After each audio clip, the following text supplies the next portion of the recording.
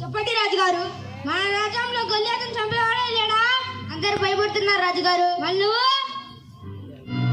ఒకటిన్నారు రాజుగారు. ఎవరు?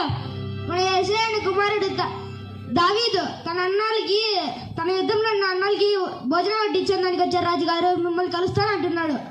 అవునా? సరే అయితే రమ్మను.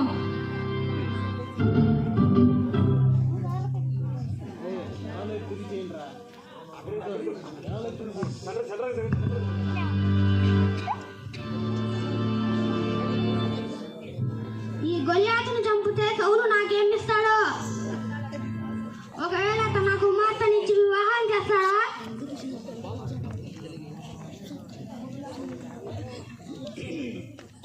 దావీదు, దావీదు, నిన్ను సౌలు రాజు గారు పిలుస్తున్నారు. పదా.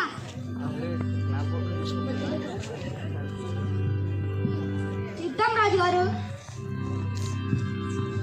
ఏం దావీదు, గొల్లియాతును చంపుతానంట? అవును రాజుగారు. నువ్వేమైందో చిన్నగా గొల్లియాతు అంత పెద్దగా ఎలా చంపుతావు?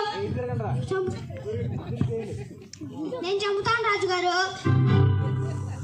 సరే అయితే నా కత్తి అయినా తీసుకో. అమ్మా రాజుగారు, ఈ కత్తినే మైలాకపోతున్నా.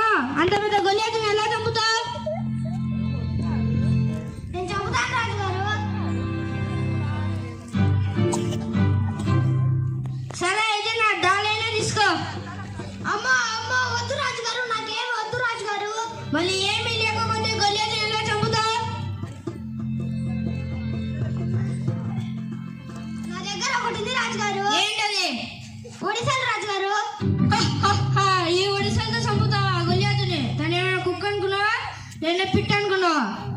తను కుక్కనో పిట్టనో తెలియదు, కానీ నా దేవుడు మాత్రం గొప్ప రాజుగారు. సరే అయితే నా వస్త్రాలను తీసుకో. నాకేమీ వద్దు రాజుగారు. సరే నువ్వు ఏం లేకుంటే ఎలా చంపుతావు?